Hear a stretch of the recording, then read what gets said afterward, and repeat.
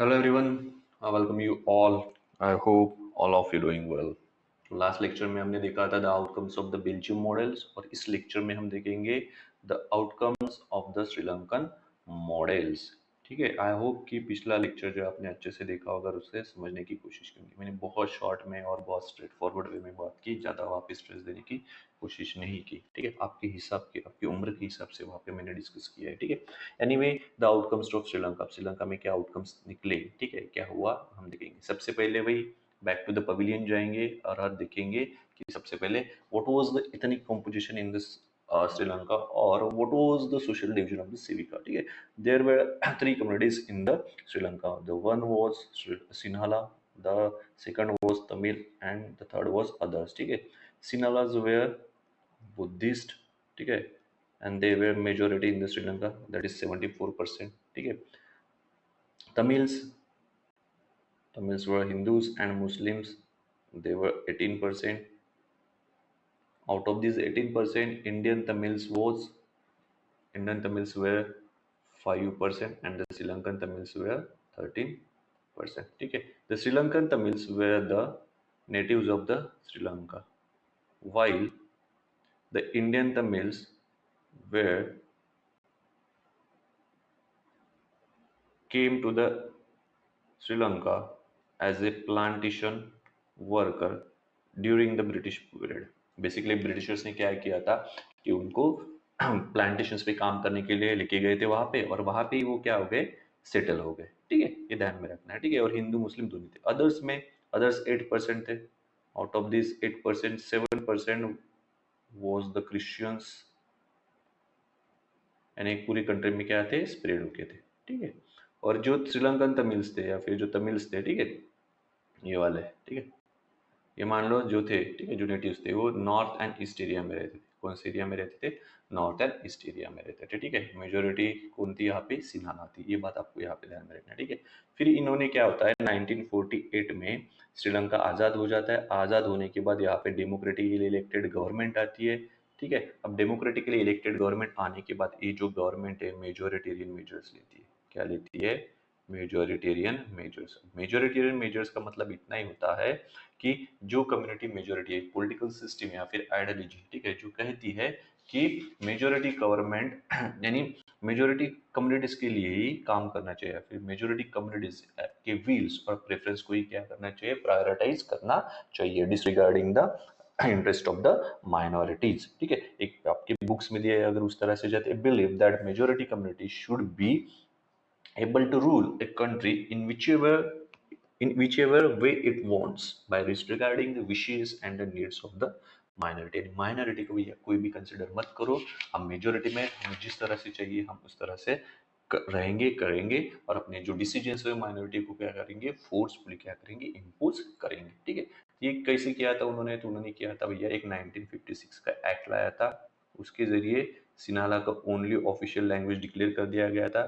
ठीक है, by neglecting the Tamil speakers. ठीक है, देन प्रेफरेंशियल पॉलिसीज लाई थी, and university and government jobs में किसको प्रेफरेंस दिया गया था, उनको प्रेफरेंस दिया था। यहाँ पे भी सिनालास का प्रेफरेंस दिया गया था, यानी यहाँ पे भी तमिल्स को क्या कर दिया गया था, अलाइनेट एक्सक्लूड कर दिया गया था। देन द क्या किया गया था, स्टेट, ठीक है, यानी कॉन्स्टिट्यूशन में ऐसे अमेंडमेंट्स किए थे ताकि स्टेट जो है बुद्धिज्म को प्रोटेक्ट एंड फॉस्टर करने के लिए क्या उठाए, कदम उठाए। ठीक है, ऐसे मेजर्स लिए गए थे। तो इन सब की वजह से जो है, यानी इस मेजर्स की वजह से कल्चरल वे में और मान लो इकोनॉमिक वे में, पॉलिटिकल वे में जो तमिल्स थे उनको अलाइनेटेड फील हो रहा था। क्या हो रहा था, अलाइनेटेड फील हो रहा था। और इस अलाइनेशन की फीलिंग की वजह से, ठीक है, अब जो तमिल्स थे वो क्या कर रहे थे कि उन्होंने अपनी ढेर सारी पॉलिटिकल ऑर्गेनाइजेशंस फॉर्म की। उस ऑर्गेनाइजेशन के जरिए वो अपने डिमांड्स गवर्नमेंट के सामने रख रहे थे। जैसे उन्होंने कहा था कि तमिल्स को भी ऑफिशियल लैंग्वेज डिक्लेयर कर दो। क्या कर दो, तमिल्स को भी ऑफिशियल लैंग्वेज डिक्लेयर कर दो। हमें भी यूनिवर्सिटी एंड जॉब्स में प्रेफरेंसेस दे दो। हमें भी क्या करो, यूनिवर्सिटी एंड जॉब्स में प्रेफरेंस दे दो। हमें रीजनल ऑटोनॉमी दे दो। क्या दे दो, रीजनल ऑटोनॉमी। ठीक है, जैसे कि मान लो उन्होंने तमिल इलाम की डिमांड रखी थी। तमिल इलाम, इलाम में नहीं होता है बेटा स्टेट, यानी सेपरेट इंडिपेंडेंट तमिल स्टेट हमें चाहिए, इसकी उन्होंने क्या की थी, डिमांड की थी। ये बात आपको ध्यान में रखना है। लेकिन ये जो सभी डिमांड्स है ये क्या कर दी गई थी, सिन्हाला गवर्नमेंट के द्वारा डिनाइड कर दी गई थी। ठीक है, उनकी जो डिमांड्स है रिपीटेडली क्या कर दी जाती थी, डिनाइड कर दी गई थी, और इसी वजह से हमें क्या देखने के लिए मिलता है, सिविल वॉर देखने के लिए मिलता है। कहाँ पे, श्रीलंका में। समझ में आ रहा है? ठीक है। अब सिविल वॉर क्या होता है, सिविल वॉर होता है एक वायलेंट कॉन्फ्लिक्ट बिटवीन ग्रुप्स। ठीक है, एक वायलेंट कॉन्फ्लिक्ट होता है बिटवीन अपोजिंग ग्रुप्स। कहाँ पे, with in a country. Country में ही भैया मान लो दो अपोजिंग ग्रुप से एक दूसरे के साथ लड़ रहे हैं और कॉन्फ्लिक्ट इतना इंटेंस हो जाता है, ठीक है, ताकि बहुत ज़्यादा कंट्री का नुकसान होता है, इसलिए उसे क्या कहा जाता है, सिविल वॉर कहा जाता है। सिविल वॉर यानी घर में चलने वाला युद्ध, गृह युद्ध जिसे कहा जाता है। ठीक है, अभी हम डायरेक्टली जब करेंगे कहाँ पे, आउटकम्स पे। ठीक है, मैंने आपको बैकग्राउंड बता दिया है, आउटकम्स हम जल्दी कवर कर लेंगे। ठीक है, आउटकम्स में देखो, अलाइनेशन, फीलिंग ऑफ अलाइनेशन।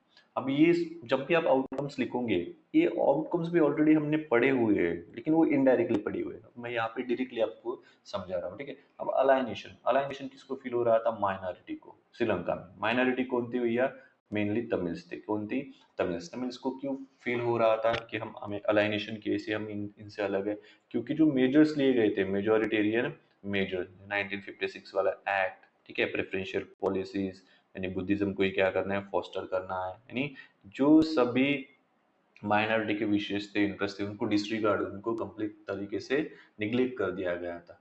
ठीक है, यानी मान लो कि सिन्हालाल जो थे अपने रिलीजन को लेके तो सेंसिटिव थे, लेकिन जो तमिल्स का रिलीजन था उनको लेके सेंसिटिव थे क्या, नहीं, उनके बारे में कुछ सोच ही नहीं रहे थे। ठीक है, तो इस वजह से क्या हो रहा था, अलाइनेशन की फीलिंग इनको आने लगी थी। ठीक है, demands for separation, exactly, independent Tamil Ilam state की, तमिल इलाम की बात हो रही थी। इंडिपेंडेंट हमें क्या चाहिए, तमिल स्टेट चाहिए, इसकी बात हो रही थी। ठीक है, तो डिस्ट्रस्ट आया था। क्यों डिस्ट्रस्ट आया था, और ये सोचो कि इन्होंने सेपरेट स्टेट की डिमांड क्यों थी, उसका रीजन ही हुई है कि उनके साथ क्या हो रहा था, इनजस्टिस हो रहा था।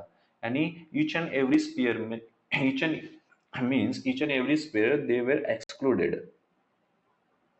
जॉब्स, यूनिवर्सिटीज में, गवर्नमेंट जॉब्स में, यूनिवर्सिटीज में, मान लो पॉलिटिकल स्पीयर में, उनकी लैंग्वेज, उनके कल्चर को सभी तरह से, यानी उनके एग्जिस्टेंस को एक तरह से थ्रेट था, उनका एग्जिस्टेंस मान लो खत्म करने की कोशिश की जा रही थी। इस वजह से क्या क्या उन्हें लगा कि हमें क्या, तमिल नाम की डिमांड करनी चाहिए। ठीक है, उसके बाद देखो, सिविल वॉर हुआ।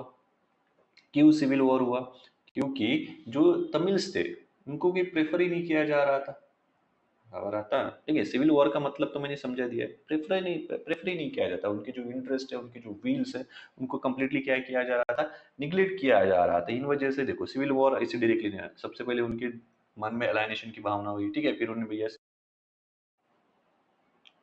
Sorry guys, there was technical glitch, तो रिकॉर्डिंग रुक गई थी। ठीक है, तो सिविल वॉर ऐसे ही नहीं हुआ यहाँ पे। ठीक है, सिविल वॉर कैसे हुआ कि सबसे पहले उनके मन में अलाइनेशन की फीलिंग्स जागी। उस अलाइनेशन की फीलिंग्स की वजह से क्या हुआ, उन्हें लगा कि ये जो गवर्नमेंट है हमारे लिए कुछ काम नहीं कर रही थी, हमें क्या है, अपना सेपरेट स्टेट चाहिए। और ये भी डिमांड जब डिनाइड कर देगी, तो उन्होंने कहा कि अभी हमें हमारे हमारे हक के लिए हमें क्या करना पड़ेगा, लड़ना पड़ेगा। तो ये वॉर शुरू होता है, सिविल वॉर, तो 2009 तक लास्ट करता है। ठीक है, इसके बाद देखो, एक कुछ टेरिटोरियल डिवीजन। ठीक है, ये देखो, ये एरिया जो दिख रहा है, यहाँ पे तमिल्स लोग रहते थे। ठीक है, तो यहाँ पे तमिल इलाम की डिमांड करते हैं, यानी हमें सेपरेट इंडिपेंडेंट स्टेट चाहिए। ठीक है, तो क्यों, क्योंकि भैया जो यूनिफाइड गवर्नेंस पे उनका जो फेथ था, वो अब वो लॉस्ट कर चुके थे, लॉस हो चुका था, कि उन्हें नहीं लगता था कि भैया जो गवर्नमेंट है, सिनाला गवर्नमेंट, ठीक है, वो उनके लिए कुछ काम करेंगे या सभी के लिए कुछ काम करेंगे, ऐसा कुछ लगना था। जियोग्राफिकल कॉन्फ्लिक्ट में भी अब आप ध्यान में रख सकते हो। उसके बाद देखो, सिविल वॉर। ठीक है, अब सिविल वॉर जो शुरू हुआ था 1983 में शुरू हुआ था, तो 2009 तक चला था। ठीक है, अब सिविल वॉर होगा तो आपको तो पता है कि थाउजेंड्स ऑफ लोगों की जान जाएगी। ठीक है, बहुत से लोग अपने कंट्री को छोड़ के दूसरी कंट्री में जाएंगे या रेफ्यूजी लेंगे। रेफ्यूजीज यानी होता है कि जब आप किसी और कंट्री में असलम लेते हो, बोलते हो उनके कि यहाँ हमें सहारा दो, हमारी कंट्री में सिविल वॉर हो रहा है। ठीक है, क्योंकि जान और माल का दोनों का खतरा रहता है, वुमेन्स के लिए भैया सिक्योरिटी नहीं रहती। ठीक है, एक्सप्लॉयटेशन होता है उनका। ठीक है, मेंटली, फिजिकली और वेरियस तरीके में। ठीक है, और इस वजह से क्या होती है, मैसिव डिस्प्लेसमेंट होती है पीपल की,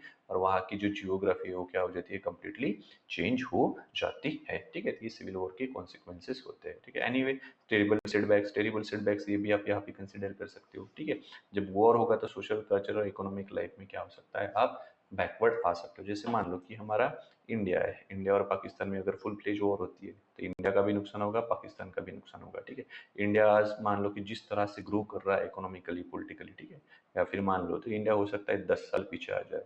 अगर इंडिया और पाकिस्तान की वॉर होती है तो 10 साल जो हमने इंफ्रास्ट्रक्चर बिल्डअप किया है वो बनाने में फिर से हमें वक्त लगेगा, लेकिन पाकिस्तान भैया खत्म हो जाएगा। ठीक है, एनीवे आगे बढ़ते हैं। उसके बाद देखो समरी ऑफ आउटकम्स देखेंगे। ठीक है, बेल्जियम का भी देखेंगे, श्रीलंका भी देखेंगे। ठीक है, अब देखो बेल्जियम ने किस तरह से अप्रोच किया था। बेल्जियम ने अप्रोच किया था अकोमोडेशन एंड शेयरिंग। यहाँ पे उन्होंने cultural diversity and regional diversity को क्या किया था, रिकॉग्नाइज किया था। ठीक है, सोशल रिजल्ट क्या आया था बेल्जियम का, नेशनल यूनिटी। वहां पे हमने देखा सिविल वॉर हमने पढ़ा ही नहीं कि बेल्जियम में सिविल वॉर हुआ है। ठीक है, पॉलिटिकल स्टेबिलिटी है, इस वजह से जो यूरोपियन यूनियन है उसका हेडक्वार्टर ब्रसल्स में लाया गया। ठीक है, और कॉन्फ्लिक्ट लेवल पे पीसफुल को एग्जिस्टेंस था। कॉन्फ्लिक्ट देखने के लिए मिला क्या, नहीं, क्योंकि पावर शेयरिंग की गई थी इक्वल वे में। ठीक है, यही हम श्रीलंका की अगर बात करें तो श्रीलंका की जो गवर्नमेंट थी, ठीक है, although it was a democratically elected government, ठीक है, but they took a but they took majoritarian measures, यानी किस लिए, to establish the supremacy of the Sinhalas. ठीक है, तो उन्होंने क्या मेजोरिटेरियन डोमिनेंस की तरफ अपना कदम बढ़ाया। इसका रिजल्ट क्या हुआ, सोशल रिजल्ट का अलाइनेशन एंड डिस्ट्रस्ट की फीलिंग माइनॉरिटीज में स्पेशली इन तमिल्स में क्या हुई, डेवलप हुई। ठीक है, उनका जो फेथ था यूनिफाइड गवर्नेंस में वो अब लॉस हो चुका था, उन्हें भी कोई मजा नहीं था उनको। ठीक है, पॉलिटिकल स्टेबिलिटी बिल्कुल भी नहीं थी। क्यों नहीं थी, क्योंकि there was a demand for the separate Tamil इलामेन, इंडिपेंडेंट तमिल स्टेट की वहां पे क्या उठ रही थी, डिमांडें उठ रही थी। ठीक है, और ये सब की वजह से क्या हुआ, सिविल वॉर जो डिकेट्स तक चला, लॉन्ग 1983 से लेकर 2009 तक ये वॉर चला। ठीक है, तो ये थे बच्चों हमारे आउटकम्स। ठीक है, श्रीलंका और बेल्जियम के। आई होप आपको समझ में आया होगा। ठीक है, चलो फिर मिलते जल्दी, see you soon, have a good time.